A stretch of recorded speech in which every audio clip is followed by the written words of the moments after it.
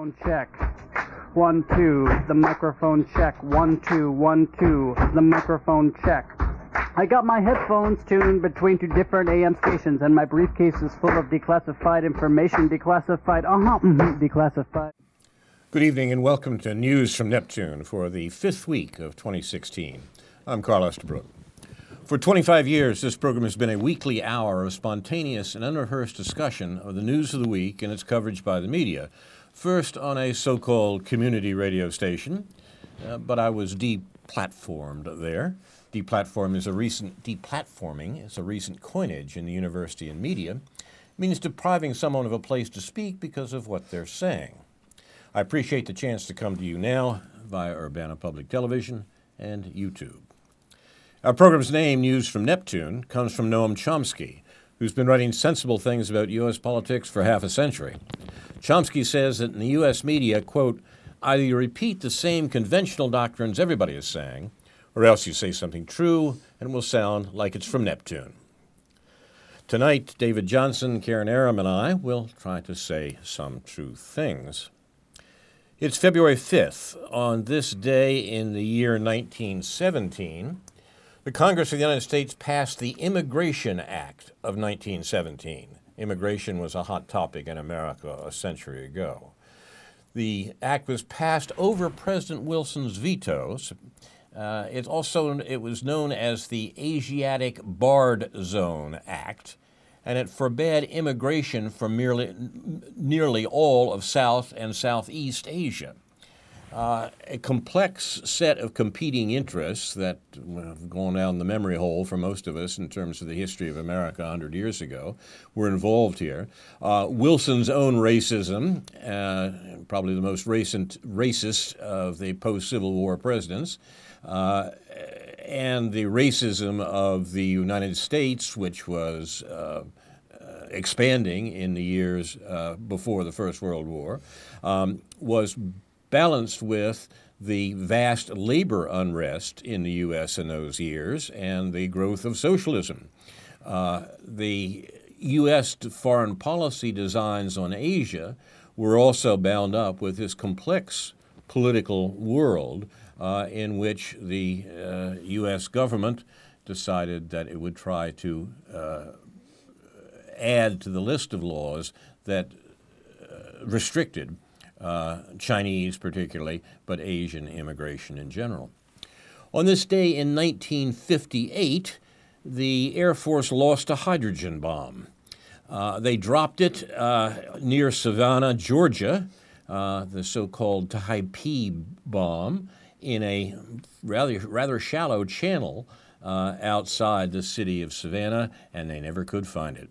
It's sitting there to this day, a hydrogen bomb in the Savannah harbor. So be careful if you go swimming off Savannah.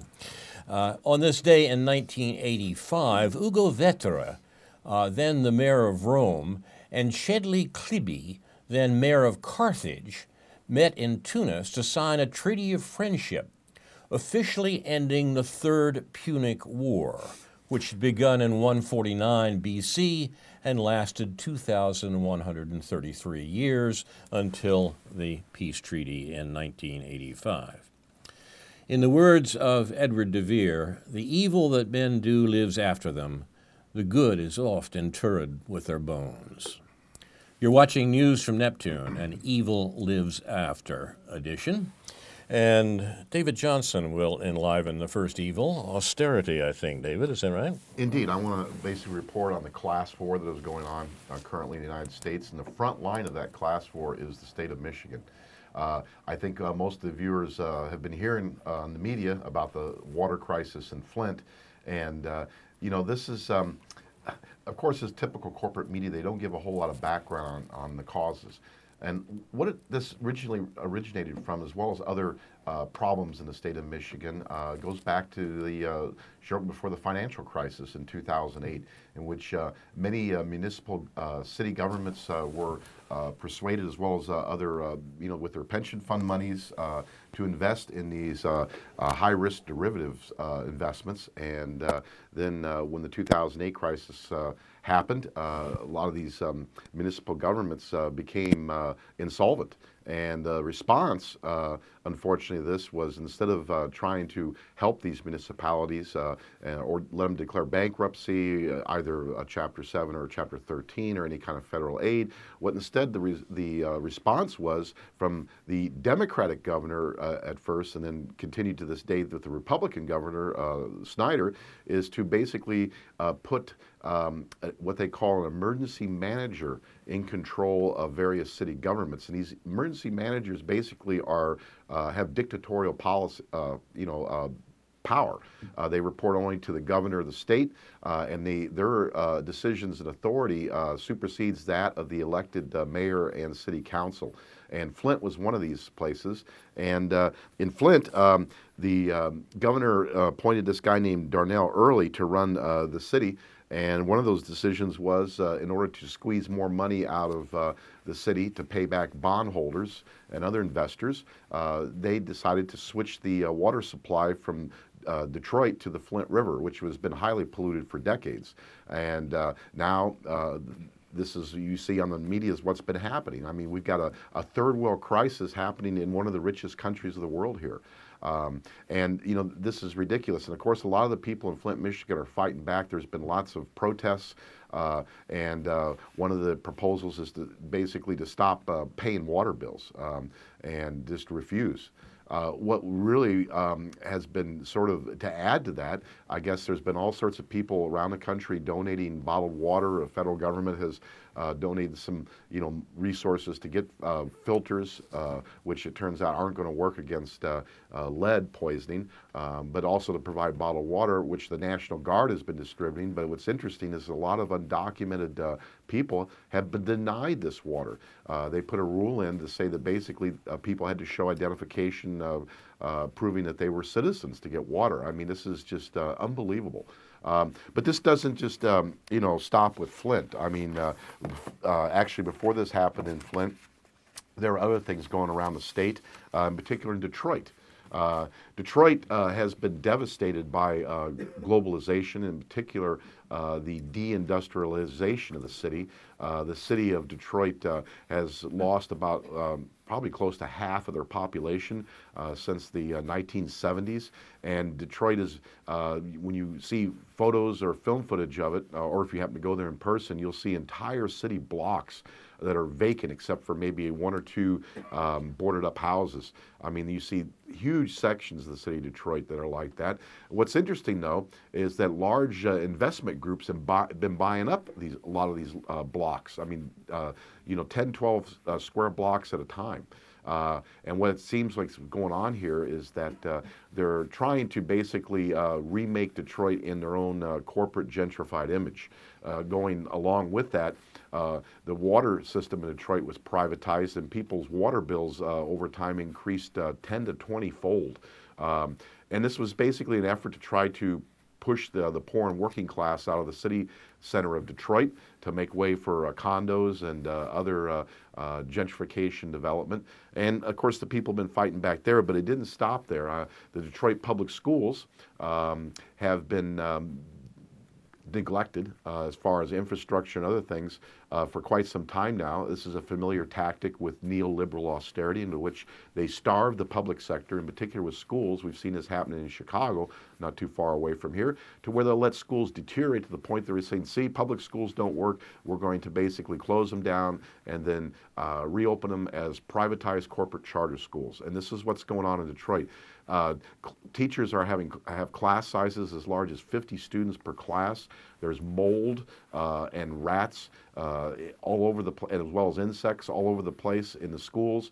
And recently, the teachers of Detroit, as well as the students, have done a series of walkouts protesting this. And the response has been from the state of Michigan to basically, they've introduced some bills into the legislature to basically fire teachers that do any kind of, even speaking out about the problem, much less, walking out and staging a protest. Not just firing them, but also threatening legal action against them for speaking about these conditions. What's interesting is the person who's responsible for the Flint water crisis, is Darnell Early, was just recently put in charge of, as an emergency manager, in charge of the Detroit public schools. So this is what's been going on, and you know, we got to understand too that this didn't just stop in Detroit. It also is going on in Benton Harbor, Michigan, which is in the southwest corner of Michigan, and on actually on Lake Michigan. And there's a Reverend Edward Pinkney, an African American minister who's been trying to fight the corporatization of the city for some time now. And to read a statement from Reverend Pinkney recently, he said, "Here in Benton Harbor, Whirlpool Corporation controls not only the city government of Benton Harbor, but also the court system. They will do anything to crush you if you stand up to them. That's why it's so important to fight this. I'm going to fight them till the end. This is not just an attack on myself, but it's an attack on every single person that lives in Benton Harbor, in the state of Michigan, and around the country." And so what happened is on December 15th, the Reverend Pinkney, a leader in this struggle, was sentenced to 10 years in prison on the basis of thin circumstantial evidence that a few dates had been altered on a recall petition against the city's mayor, James Hightower. The recall was prompted by the mayor's continued support for tax evasion by the Whirlpool Corporation, the Fortune 500 company and $19 billion global appliance manufacturer headquartered in Benton Harbor. There was absolutely no evidence to convict Pinkney, and legally the altering of a petition document should have been a misdemeanor offense. Instead, they charged him with a felony, forgery, though no signatures were forged, and all signatory people who signed testified that they signed willingly on the correct day. A forensics expert for the prosecution testified that there was no way to determine who changed the handful of dates. And, you know, what's really incredible is that evidence presented to the jury by the prosecution said that no direct evidence was required. That all the jury had to do was believe that Reverend Pinkney was motivated to possibly cheat, and that he could have changed the dates while circulating the petitions. And this is unbelievable. And the Reverend Edward Pinkney has helped organize a petition to unseat the mayor of Benton Harbor, who was a yes man for Whirlpool. And instead of supporting the tax that would make Whirlpool pay its fair share for city services and employees, the mayor instead signed a $3.2 million loan to Whirlpool that the residents of Benton Harbor, one of the poorest cities per capita in the United States, would have to pay. Meanwhile, Whirlpool pays absolutely no income tax to the federal government or to the state of Michigan or local property taxes. Pinkney was also a leader in the fight against what he called an illegal ceding of a Benton Harbor public park to Whirlpool and a development firm which privatized the park and gentrified that prime real estate into a golf course and wealthy gated community on Lake Michigan, excluding the people that the property was deeded to serve. And Pinkney led a protest during the PGA Senior Golf Tournament at this new private golf course. So, you know, it was interesting. After Pinkney was convicted on this flimsy evidence, he was denied release pending appeal and was immediately taken to jail. So far, appeals to the Obama Justice Department have been totally ignored.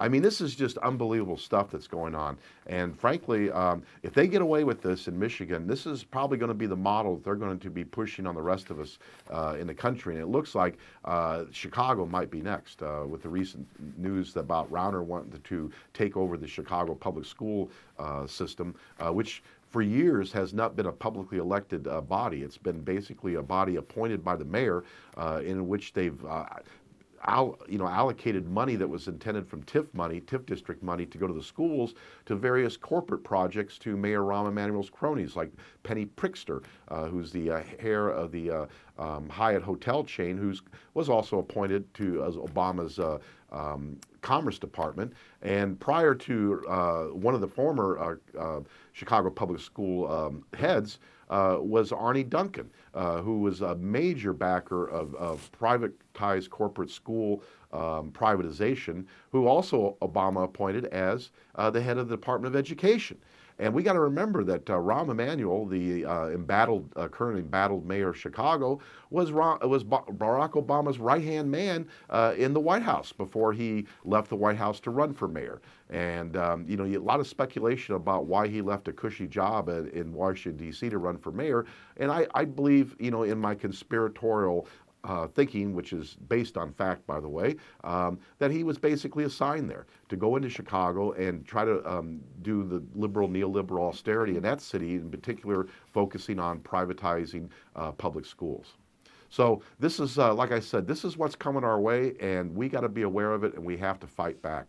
Because if this agenda continues, they're going to push the living standards of the average American down to third world standards in order so that the top 1% income earners in this country become even wealthier, and that corporate power can increase. And in fact, yesterday, all over the country, there was demonstrations going on, including here in Champaign-Urbana, against the Trans-Pacific Partnership corporate trade deal, which is not so much a trade treaty as it is basically a further expansion of corporate power that will override U.S. national, state, and local laws, interfering with environmental laws, labor laws, even probably laws to prevent any kind of subsidies for pharmaceutical drugs for those least able to afford them, and possibly too to prevent any future single-payer Medicare for all healthcare system.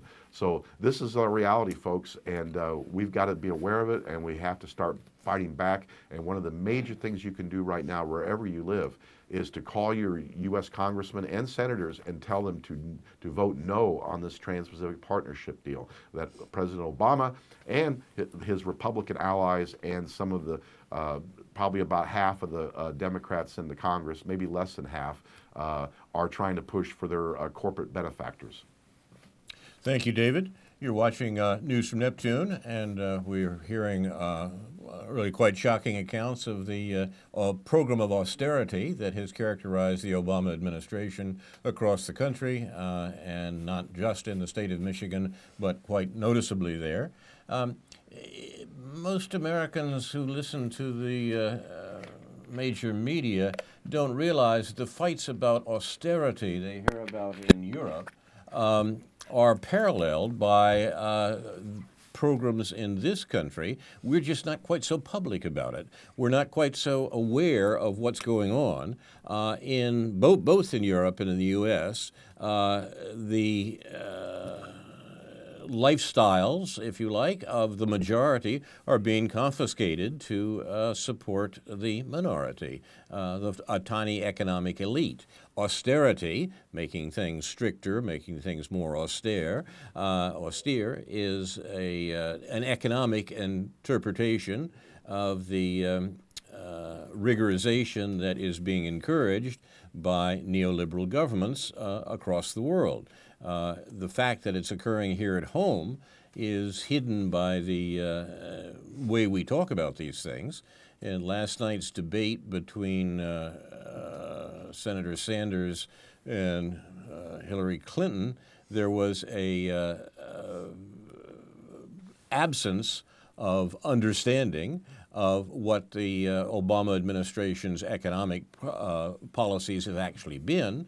Those economic policies have delivered the income increases since the inauguration of Barack Obama to the 1%, not to the rest of us. And the talk about a recovery under Obama is largely false. There's been no real recovery from the 2008 crisis. We have had instead a policy of austerity that works out on the ground in the way that David has just described it. But until we have a real discussion of the policies being followed by the federal government and by state governments, we're not going to get very far in reversing it. Keeping it hidden, keeping us distracted from what they're actually doing is the best strategy that our present governmental system seems to have available. We'll turn now to Karen Aaron. What's on your mind, Karen? A couple things. I allowed you to convince me to be on the show to talk about identity and culture. Okay. But first I want to touch on a couple of other things. David, I did hear just this week that the tainted water problem is now taking place in Louisiana. Something we'll have to look, yeah, exactly. And as we know, the developers, what they're doing in Michigan or in Detroit is exactly what they've been doing and getting away with in San Francisco, pushing people further out. Now, granted, these are people generally who have more money, who can move further out into the suburbs, but you still have those who are living on minimum wage and are doing the jobs that are necessary and they can't afford to live within 50 miles of where they're working. So we also have New York City, which is also an abominable situation. The cost in New York, someone can be earning well over 6 figures, and yet what they're paying just for rent and expenses there, a salary of $50,000 US a year here in Champaign-Urbana, they were able to save more money. Okay, I know this for a fact. Now, this morning, I was rather appalled again by Democracy Now! When Lee Fong of The Intercept was on, and a woman, I'm sorry, I don't have her name, she represented the Black Institute, and they were talking about the debates, the Democratic debates the night before. And the woman who clearly she admitted she was a strong supporter of Hillary, on the basis that Hillary's a woman. And this is an intelligent woman. I mean, this was not the first time that they've had someone who has been very active politically, very knowledgeable on what's happening in the world.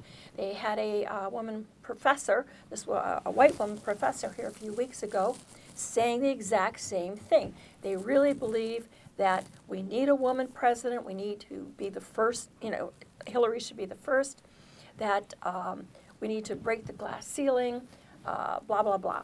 Lee Fong of The Intercept managed to bring up the fact that the debates were worthwhile probably for the first time because they focused on the money that Hillary has been taking from Wall Street and from Goldman Sachs, etc. And yet she tries to present herself as the candidate of the people. He brought that up, and the woman sort of glossed over that, ignoring that. Stephanie Miller on UPTV, her show this morning was going on about how, but all Secretary of States, when they leave, they have these speaking engagements and they receive this kind of money, and why not?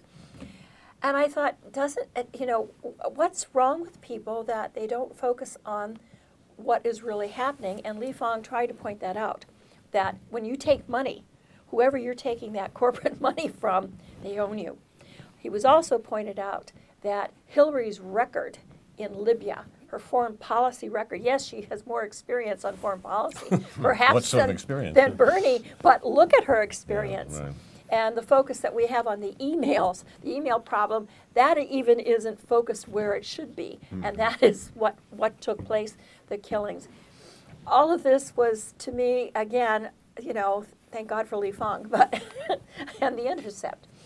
But I have to ask, what is it about seemingly intelligent people that they are so locked into what we call identity politics that they can't come out of this microcosm and look at the really big picture of where we are?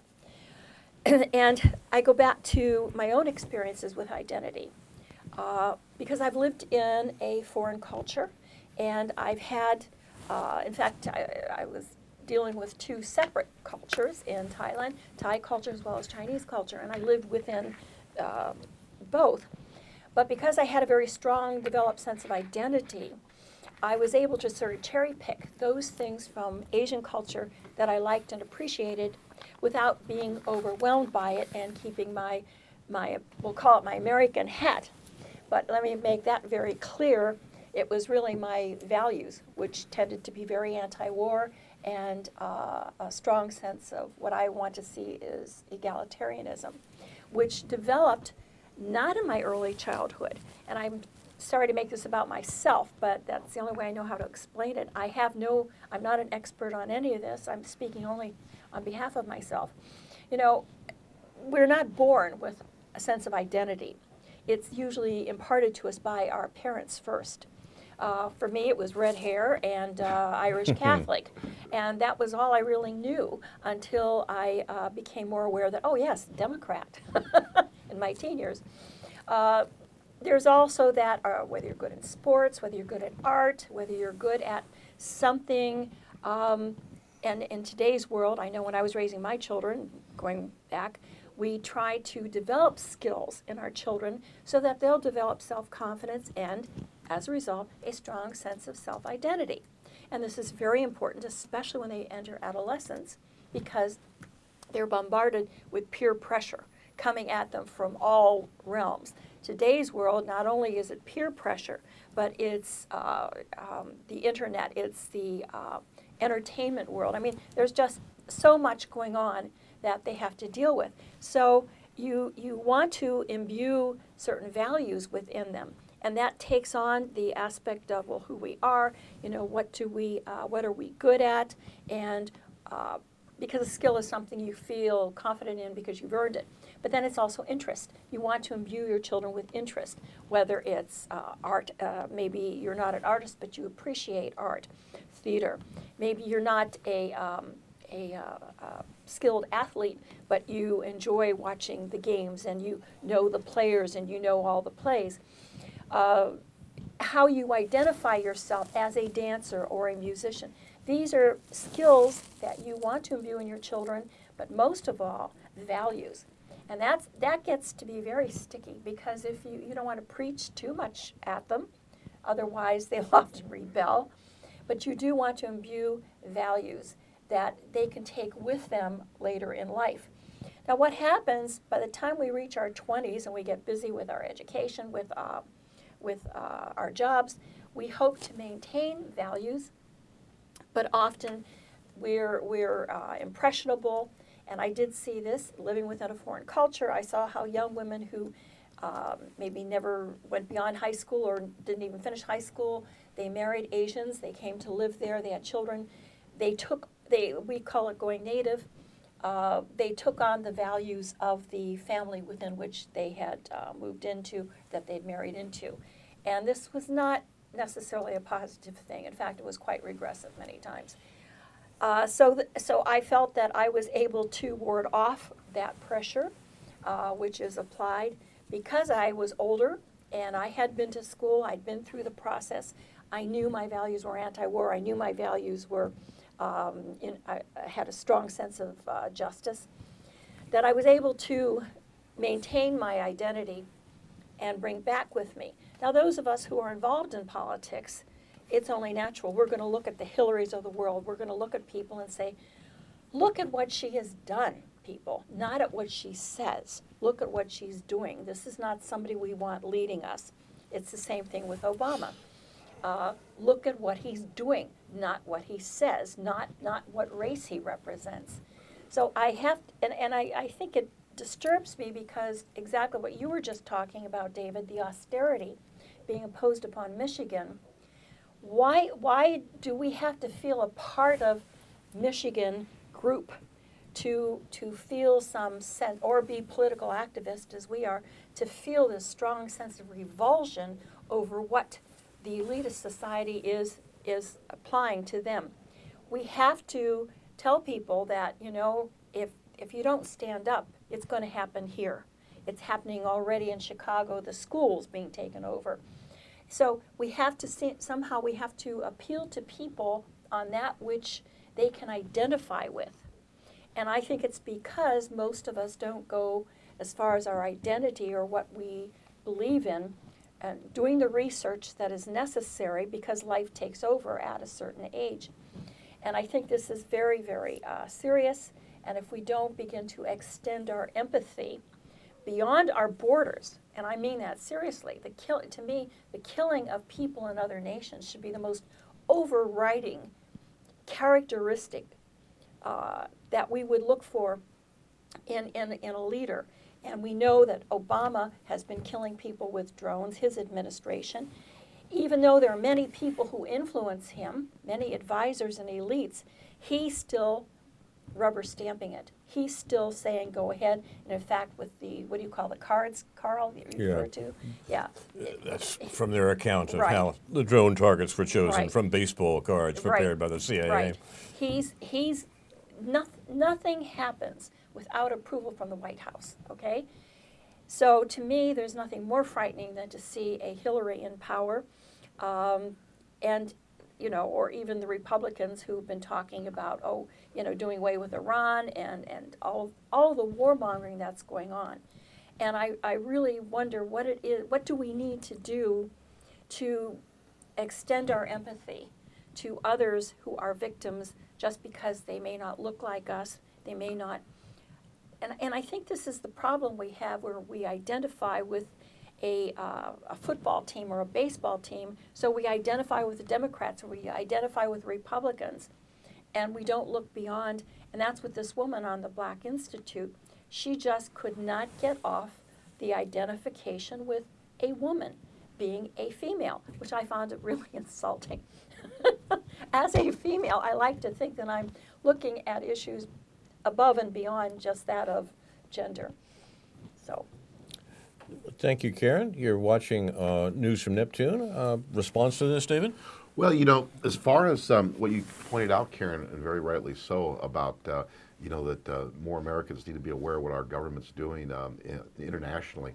I think one problem is, myself, I'm 58 years old, and I literally I grew up, during the Vietnam era. I was 6 years old when the Gulf of Tonkin incident happened, which supposedly North Vietnam attacked a U.S. Navy ship, which turned out years later to be proven was an absolute lie. And it was a justification for escalating what previously had been advisors and military aid to Vietnam to actually put in actual U.S. ground troops and beginning of bombing campaigns. But the thing is, during that time period, every night in the news, and also I could say likewise besides the Vietnam War, with the civil rights struggle in the South, I remember, growing up being as young as, 5, 6, 7 years old and then beyond, every night in the news seeing, police beating and releasing attack dogs on African American protesters in the South trying to end segregation there. And also likewise where news reporters, camera crews were actually going around filming live battle scenes in Vietnam and showing the carnage. Both American soldiers horribly wounded and killed, as well as what was happening to the Vietnamese people. These images coming into everyone's living room, I think, had played a big impact on people's turning against the Vietnam War and realizing it was all a lie. It wasn't all about protecting the United States or anything. This is different now. We learn lessons from things we experience, but the ruling class also learns lessons. And this is one thing that they've been very, very good at, probably starting back, going as far back as the invasion of Grenada under Ronald Reagan in 1983, and which accelerated now to with the invasion of Afghanistan and Iraq, to where you don't see these images. You're only going to see what the Pentagon wants you to see. This even extended a few years back to where a few independent journalists, unlike the corporate media so-called journalists, who in reality are merely stenographers, when some independent journalists were actually showing the coffins coming back, flag-draped coffins of American soldiers coming back from Afghanistan and Iraq. And they were actually facing a couple cases with prosecution for trying to film these images and stuff.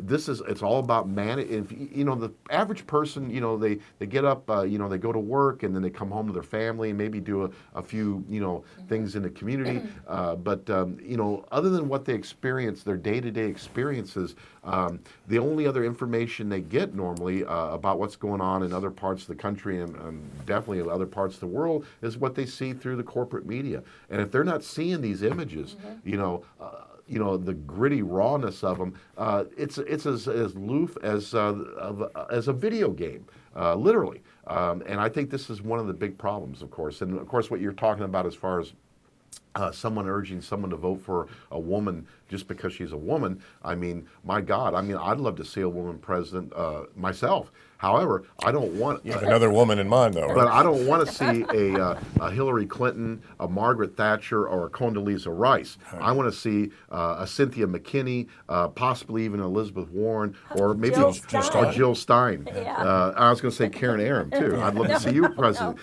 But, that's Jill the thing. Stein. It can't be any woman. Yes. We should have learned this from Obama. It can't just be any woman we want to elect president. It has to be the right woman with the right values that's going to do the best for the American people. Likewise with Obama. Look how he's turned out. There were so many people that, believed his campaign in 2008 about hope and change. And there was all sorts of people living in rural areas of this country that have a tradition of being racist to one degree or another that still voted for Obama because they seriously believed that he was going to make change for the better for everybody. And it turns out that Obama, and not to mention the African American community, which is quite understandable how they turned out and voted for him in 2008. But look what's happened. I mean, he not only continued the agenda of the Bush administration, he expanded it. And even with African American issues, look at the increase in police killings around the country. And what has the Obama Justice Department done about it? They went, more often than not, went and covered it up and worked with these police departments that have these psychopathic cops that are killing unarmed citizens, vast majority of whom are African Americans. So, you can't buy into that crap. You can't vote for somebody because I'm Irish American. I mean, some of the worst people I've ever known in my life were Irish, You gotta support those people who are going to actually, he wasn't referring to me, I know. No, who are actually going to do what's best for the average American and for the world, for that matter.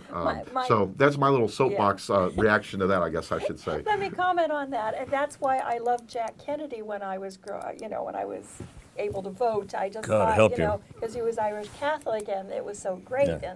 And There's identity politics. I lived in a Protestant neighborhood, exactly. It was only after seeing the television shows whereby they were killing the Vietnamese, or the monks, the Buddhist monks, were immolating themselves. And I had to ask the question, what is happening here? Something's wrong.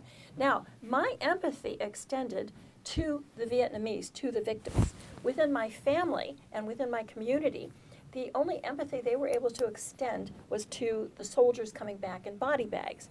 And I never quite understood why they couldn't extend it to the victims. But even that did help at least let's see, what is the word I want, to unify an anti-war movement. So, and we saw that happening. So you're absolutely right. The media control, which, Carl, you talked a lot about this, that happened during the Reagan administration, or even before that with Carter. But one of the things that I've noted is that it's because of the books I read that made me so anti-war. And when you read books, you get a vision that you don't have just watching television or even from the films. And that vision of being so anti-war, when I recognized that the Vietnam War had been extended by Kennedy administration, I could no longer view him, even after he's gone, as some kind of a godlike figure that a lot of people put him on a pedestal, or even as a good president or good person. And that's when I began to question my identity politics of being a Democrat, and then further extended when people introduced the concept of socialism to me. And I have not been able to go back. So yeah, and I get it. But that's what I keep asking myself. We have this around the world. And I want to point out that in Asia, for instance, in Thailand, because there's so much intermarriage between the Chinese and the Thais, that they had one general who tried to foment trouble by pointing out that the people in Bangkok, these Bangkokians don't share the same ideals that we do up country. Everybody in Thailand knew what that meant. It meant the Chinese who are in charge of the banks and commerce. All banking and commerce tends to be. But these are Chinese who have intermarried with Thais and have been there for not only decades, but going back centuries. So because everybody has a Chinese relative, they really were appalled by that, and that was the end of that propaganda. Unlike in Malaysia and Indonesia. And even in '98, it was easy to make the Chinese scapegoats because they stood out. Now, the wealthy bankers with all their money in Indonesia, '98, because of the austerity being imposed upon people due to the crash and the currency devaluation, they were able to target the Chinese. The wealthy Chinese got their money out, and it all came to Bangkok, and the Thais were very happy about that. But the poor Chinese were made scapegoats, and there were a lot of them that were actually slaughtered. And that had taken place over many, many years, whether it was going after communists. It was easy to immediately label the Chinese there as communist, and even though all people, including indigenous peoples, who had suffered. But because there was less intermarriage in these Muslim nations, Indonesia and Malaysia, it was easier to find a scapegoat. And here again, it gets back to that whole identity thing. Identity and nationalism, which allows governments, allows groups to manipulate people. You're watching News from Neptune. This is from Jeffrey Sinclair, the editor of Counterpunch, a website and publication that seems to me to be presenting some of the most interesting political commentary these days. Jeffrey writes, did Hillary Clinton really win the diversionary spectacle known as the Iowa caucuses by 0.2%? Probably not. But we will never know. Why? Because Bernie Sanders refuses to call the results into question and demand the release of the raw vote totals, which would likely show the senator won the actual vote by a decisive margin. Sound familiar? It echoes Al Gore's honorable, in quotes, tactic during the 2000 recounts when he refused to fight not only for his own election, but also the voters and members of the Congressional Black Caucus who put it on the line for his campaign. As much as I like to credit Ralph Nader, Gore had only himself to blame for the debacle. Ditto Bernie Sanders. Sanders had one real chance to derail Hillary Clinton, win Iowa and then New Hampshire, and he let it slip away. The deflating outcome of the Iowa campaign must be a bitter disappointment to the young people flocking to his rallies, eager for a taste of real radical politics. I find Sanders' speeches rather dreary, the lugubrious, moth-eaten rhetoric of a distant era. But you can't deny the continent-wide yearning for someone, anyone, who will attack the banks, Wall Street, and grinding economic inequality, austerity, that is rupturing the republic. Those spirited Sandernistas are also rightly angered by the manifest corruption of a political system that treats them as outcasts. The specious nature of the Iowa results only confirms those suspicions, from coin flips to missing precinct workers to the notorious Microsoft vote tabulating app. Who would ever trust the company that created MS Windows? Bernie should have been as furious as his band of collegiate sans-culottes. Instead, he raised the white flag of surrender. At that moment, the Clintons must have known they had his number. Panic averted.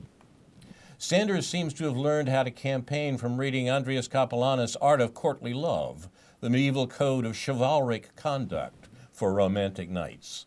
Bernie could have taken a tutorial on how to confront the Clinton machine from Nader, but Sanders has stubbornly distanced himself from the most courageous populist political figure of our time. By contrast, he means Nader, of course. By contrast, the Clintons honed their political chops from Machiavelli and Charles Bronson movies. Even as shanks are being driven into his back, Sanders meekly refuses to attack Clinton. He won't even deploy surrogates to blitz the Clintons on his behalf.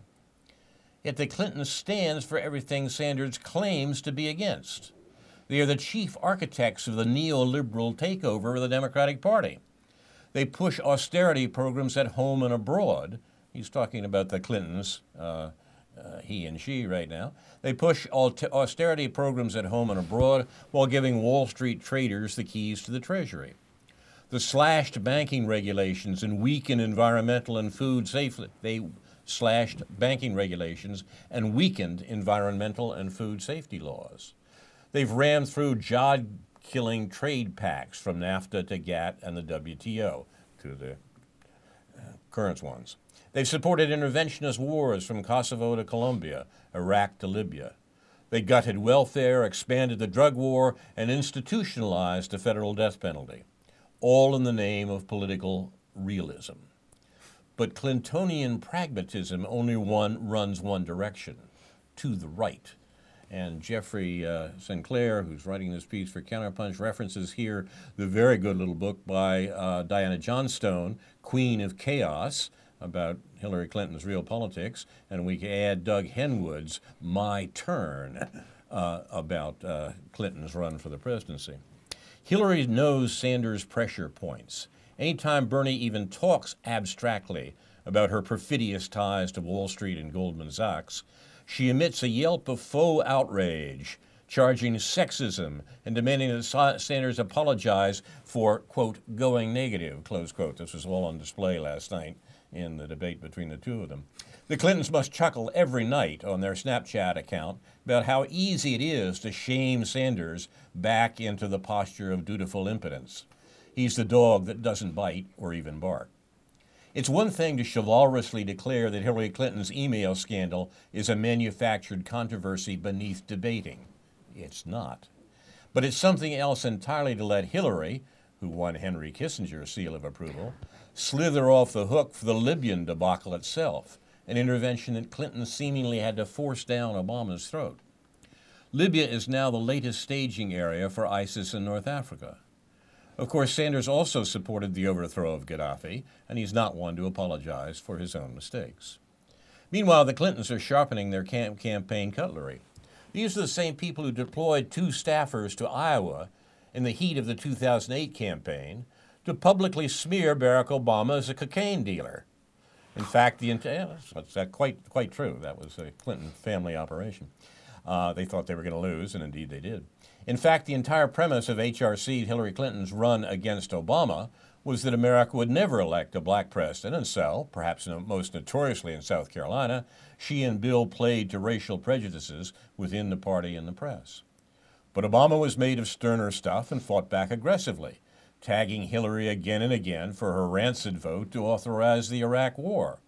A mistake. In revenge, Hillary drug out her doomed campaign into the last primary, refusing even to concede. Why? Obama was squeaky clean. It seemed unlikely that a bimbo might erupt from one of his closets. Jeffrey Sinclair says, Alexander Coburn, his late co-editor, and I joked with the creepy sensation that we might have stumbled onto something, that Hillary was secretly hoping that Obama, who'd been the target of more than 1,000 death threats, might be assassinated before the Democratic convention. The Clinton hit teams are using the same playbook against Sanders.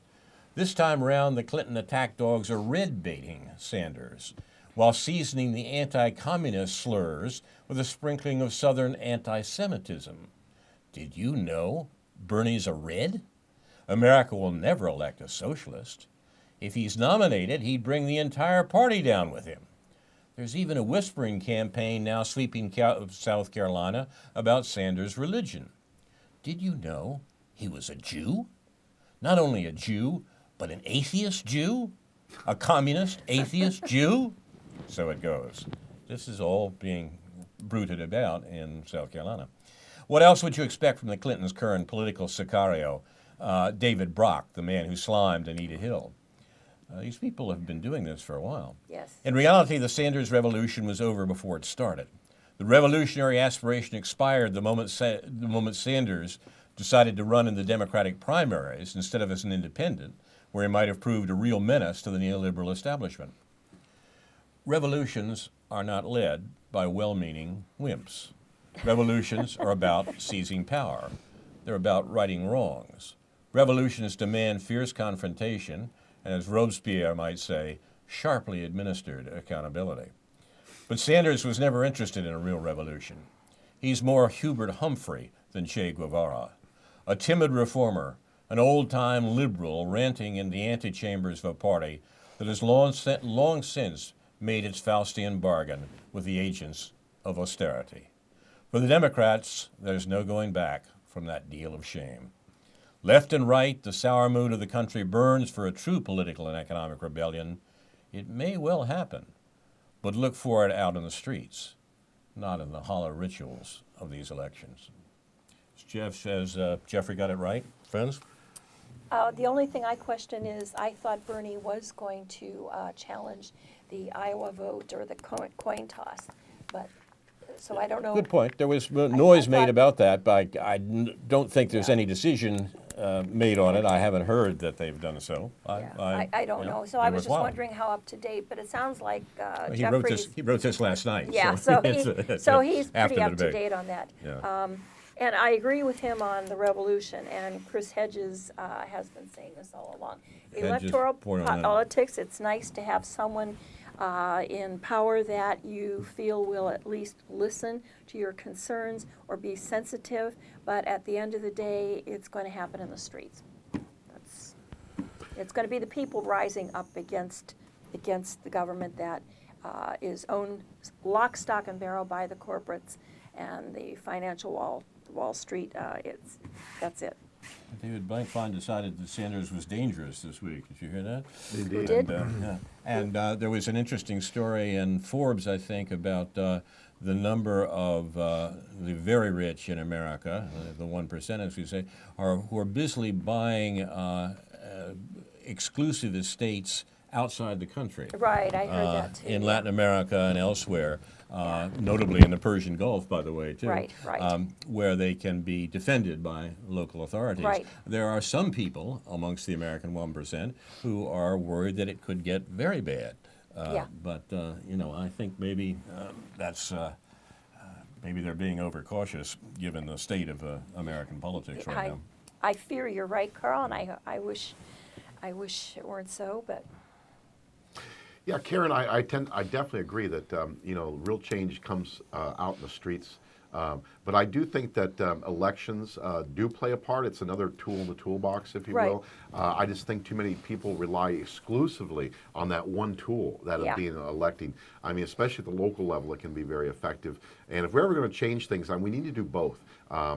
There's been, there's some good historical examples of, political action in the streets not getting involved in, elections where it's been, kind of detrimental. You do both. It seems like it's kind of a good combination. But as far as Sanders running as an independent, I just don't know. I mean, the thing is, I'm not quite sure if Sanders is trying to save the Democratic Party or if he's being clever as a fox and running as a Democrat so that he'll get media coverage. I mean, I can't believe the things Right, he's That's the saying. question. we don't know. Yeah. Yes, Yeah. I can't believe, I've been loving this campaign up to now. I mean, the fact that Sanders is saying things is making the 1% cringe. I Right. mean, I just can't believe the 1% are that clever. Are actually sticking their neck out to the point of risking themselves to be extra clever, to have somebody that's going to be talking, against the banks, the 1%, against this whole, corporatization of our not just our economy, but our democracy, our culture, and talking and using the word revolution.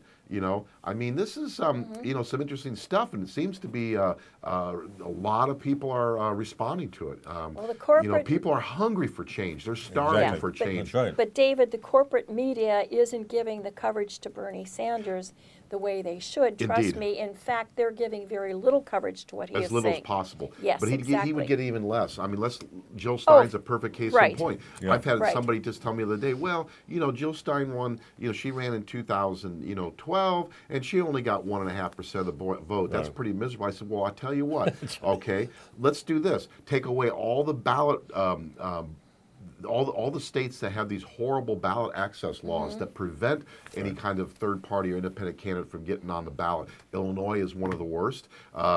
Let Jill Stein debate. In 2012, let her go in debates with Obama and Mitt Romney, Right. and let's see how high her support percentages Exactly. would rise. They would definitely be a lot higher than 1.5%. But if people are ignored, if they're not basically the corporate media doesn't cover someone and their issues, I mean, it's like they don't exist. And that's the problem. I mean, Right. and so I don't know. I mean, I'm watching the Sanders campaign, and I agree with Jeffrey Sinclair. I think I watched the first debate, and the first thing I thought about was how Bernie Sanders, how can you let Hillary Clinton get away with that sort of thing? Expose her for what she is. And he was constantly wearing kid gloves. I guess in the last couple He's debates, Jeffrey's point. taking he them was off a little. now. He a little bit. did come out a little bit, but I'm hoping that this is not. I hope he goes through with wanting to get the raw data from the precincts in Iowa.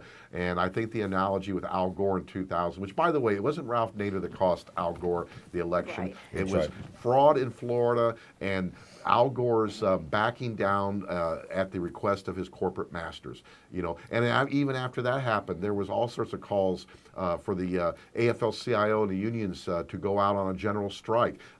There was a lot of civil rights organizations who were willing to go in conjunction with them and basically do what happens in most democracies in the world when there's fraud, and that's the people take the street and shut things down. But no. couldn't have that, could you? Corporate system has to continue. To heck with democracy. Yeah. Can I mention a very good something point. quickly? Green Party, local Prairie Green Party. We have a meeting on Monday at 7 in the evening in the Urbana Free Library downstairs in the conference room. So if you really would like to hear more, please join us. As far as upcoming events in Champaign-Urbana, tomorrow afternoon, the local group Aware, the anti-war, anti-racism effort, will literally be in the streets. It will be giving its regular monthly demonstration. Do you give a demonstration? Performing its regular monthly demonstration in downtown Champaign at the corner of Church and Neil. Thank you.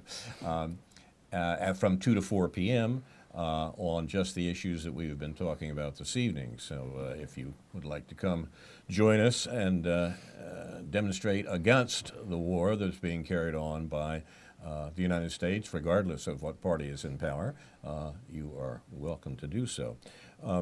There are, as I've been suggesting this evening, I'm very much of two minds about the Sanders campaign too, and what it represents and what its effect will really be. But I have to say, in spite of my general notion that Jefferson Clare is right in his criticisms, if you had told me even 2 years ago that the word socialism would be part of the political discussion going on early in 2016, I would have said you were dreaming. I said that word has been so put aside from American politics, where it was lodged quite securely for a century. If you actually read about American political history, you realize that the party that produced a socialist critique of American society in the 19th century was the Republicans. The Republicans in the generation after the Civil War who said, look, we ended chattel slavery, but now we have to end wage slavery. And the same people who were involved in the agitation before the Civil War, or their immediate followers, were the ones involved in labor agitation in America in the last half of the 19th century. If you had told me, as I say, that socialism would be back on the agenda, I would not have believed it, and that has got to be Bernie Sanders doing. No one else has managed that for a good while. That's important. You have been watching news from Neptune.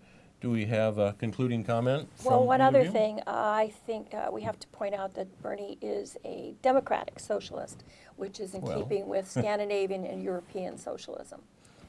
Well, I mean, the only reason we have to make that point is that we have reason to believe from the 20th century that socialism was bound up with authoritarianism, that socialism was of its nature not democratic.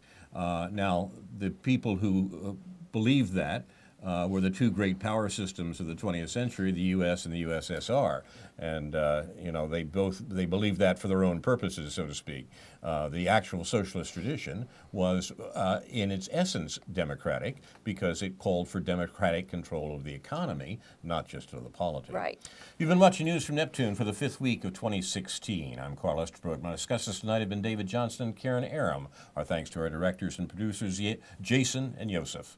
Upcoming programs here on UPTV include David's Labor's Worldview, Sunday at 4, and more news from outside the bubble, as Harry Shearer says, that you can't hear elsewhere in CU. Inshallah, we'll be back next week with a new edition of News from Neptune to remind you, in the words of Edward de Vere, what's past is prologue, what to come in yours and my discharge. In the meantime, confusion to our enemies, and a good night to you. Are we off?